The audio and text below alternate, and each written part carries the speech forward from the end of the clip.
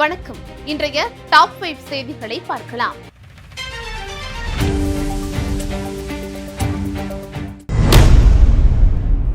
அதிமுக பொதுச் செயலாளர் எடப்பாடி கே பழனிசாமி அவர்கள் மக்களை காப்போம் தமிழகத்தை மீட்போம் எழுச்சி பயணத்தின் ஒரு பகுதியாக புதன்கிழமையன்று சென்னையின் புறநகர் பகுதியான பூந்தமல்லி, மதுரவாயல் தொகுதிகளில் மக்களை சந்தித்து பிரச்சாரம் மேற்கொள்கிறார்.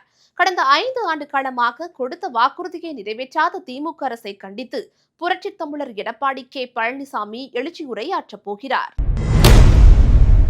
தமிழகத்தில் ஊழல், மக்களுக்கு பாதுகாப்பில்லாத திமுக ஆட்சியை முடிவுக்கு கொண்டு வரவே ஓரணியில் இணைந்துள்ளோம் என்று தனித்துவிடப்பட்டவர்கள் உணர்ந்து அவர்களும் எங்களுக்கு ஆதரவளிக்க வேண்டும் எனவும் அமமுக பொதுச் செயலாளர் டிடிவி தினகரன் கூறியுள்ளார். தமிழகத்தில் தேசிய ஜனநாயக கூட்டணி ஆட்சி அமைக்க வேண்டும் என்பதற்காக முழு மனதுடன் தமிழகம், புதுச்சேரியிலும் ஒன்றிணைந்துள்ளோம் என்றும் டிடிவி தினகரன் தெரிவித்துள்ளார்.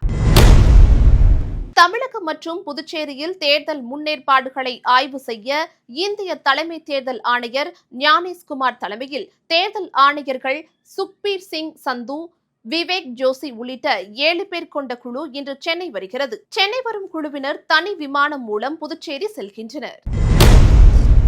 திமுக ஆட்சியில் நல்லாட்சி நடக்கவில்லை, தமிழ்நாடு மக்கள் மீது எனக்கு நம்பிக்கை இருக்கிறது என்று சசிகலா தெரிவித்துள்ளார். ராமநாதபுரம் மாவட்டம் பசும்பொன் கோட்டைமேடு பகுதியில் நடைபெற்ற நலத்திட்ட உதவிகள் வழங்கும் விழாவில் புதிய கட்சியின் கொடியை அறிமுகம் செய்து பேசிய சசிகலா, புதிய கட்சியை விரைவில் ஆரம்பிக்க போகிறோம் என்றார். இது ஒரு திராவிட கட்சியாக அண்ணா, எம்ஜிஆர், ஜெயலலிதா வழியில் ஏழை எளிய சாமானிய மக்களுக்கு ஆதரவாகவும் கட்சி இயங்கும் என்றும் கூறினார்.